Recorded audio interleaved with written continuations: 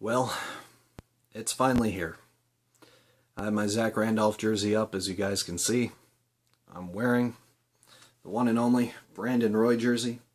In past videos, I've worn my Greg Oden jersey. Yes, I have a Greg Oden jersey. I'm overly proud of it because it only cost me like 25 bucks. But that is not the point. The point is we are here at the NBA preview show. You can give me a like on this video. You can follow me at the Analyst32 on Twitter, and you can subscribe to this channel, the Analyst32, if you like my videos and want to see more of the NBA preview videos. So we are covering, as you guys can tell, Portland Trail Blazers, my favorite team. I'm kind of biased, I'll admit it. Last year and the year before, we had teams that should have made runs at the championship. Yes, I said it. It did not happen. And last year, it especially did not happen because Wesley Matthews tore his ACL. And then Arron Afflalo didn't fill in. Just didn't work. Couldn't shoot a shot to save his life.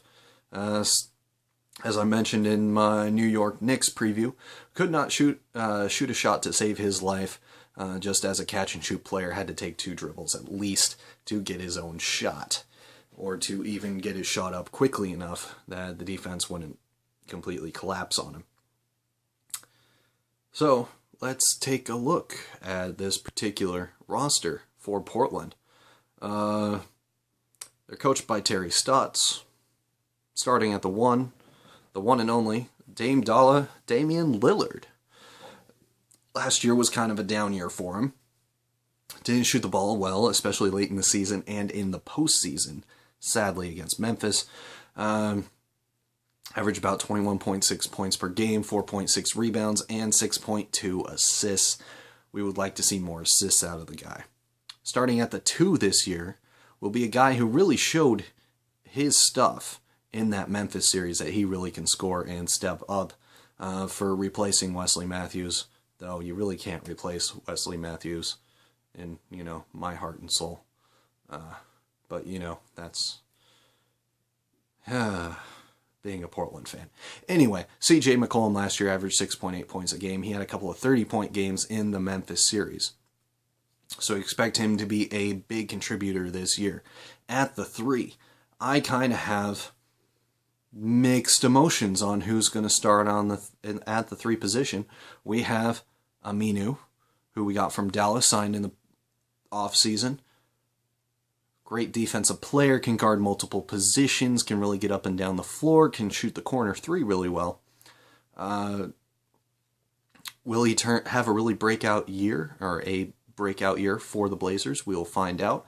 But also watch out for for a guy who has really been called the breakout player in practice and training camp for the Blazers, Mo Harkless. He's been playing really well, and you'll see some more of that here in the preseason. At the 4, it's going to be Meyers Leonard. This is a guy who averaged 5.9 points and 4.5 rebounds last season and played pretty well, especially late in the season when he got some time. In the playoffs especially, he came in and was a huge 3-point threat and opened up the floor, got Marc Gasol out of the paint to make more driving lanes for the likes of C.J. McCollum and Damian Lillard.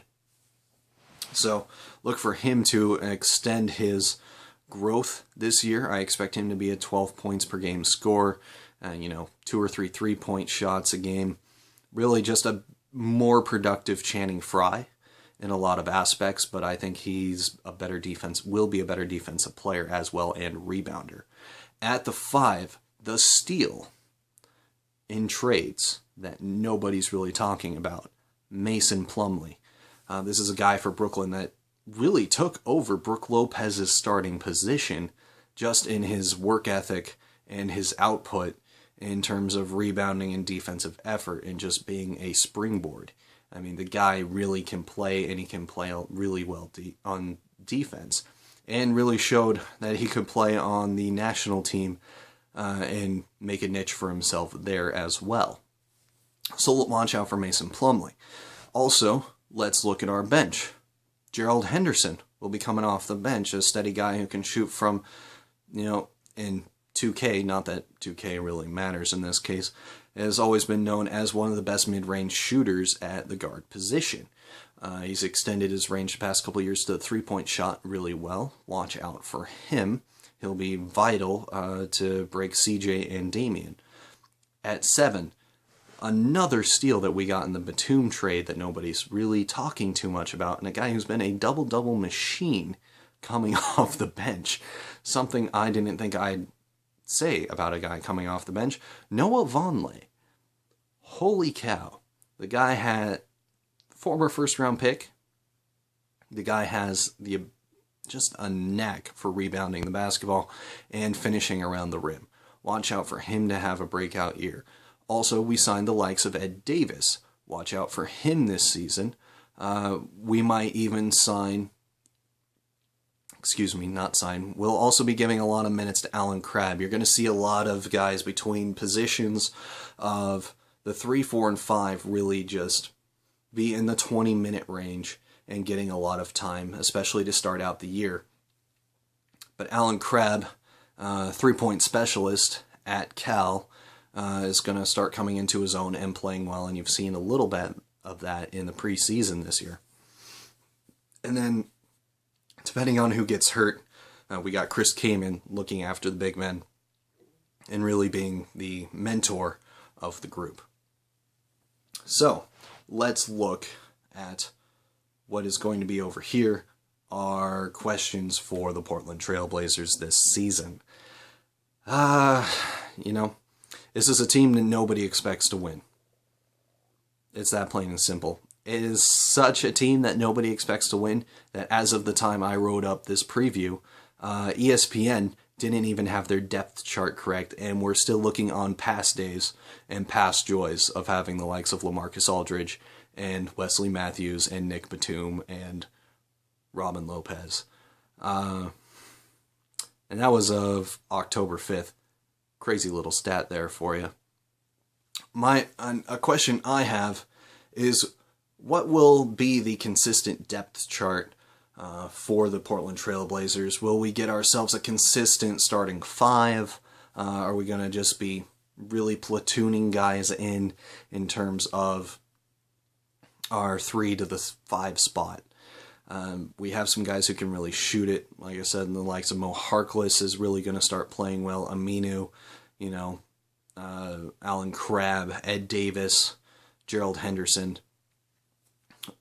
What's going to be our lineup in that way? Another question, will Damian Lillard step up leadership-wise and be able to handle being the number 1 option and the number 1 guy defenses pay attention to? We're starting to see that the Blazers are playing a more free-flowing offense and not getting stuck on just giving LaMarcus Aldridge the ball since he is gone. Will they continue to do that? Will Damian Lillard be okay seeing his scoring drop a little bit and his percentages go up simply from lack of use in terms of seeing the ball all the time? I'm not necessarily sure. I can already tell the defense is already paying dividends just in their athletic ability on the defensive end, and that'll really help Lillard out as well, and he's looking like he's making a particular point to play better defense this year. However, he's going to be tired with the way he's paid attention to on the offensive end, so we'll see how that goes. And my last question, what will be the growth of CJ McCollum and Myers Leonard? They're a team, they're a duo that have really been paired together over the summer. CJ had huge growth in the Memphis series, so did Myers Leonard. Myers really proved to be a great three-point specialist. CJ has just been a scorer in general and can really get his shot whenever he wants. What will we see from these guys?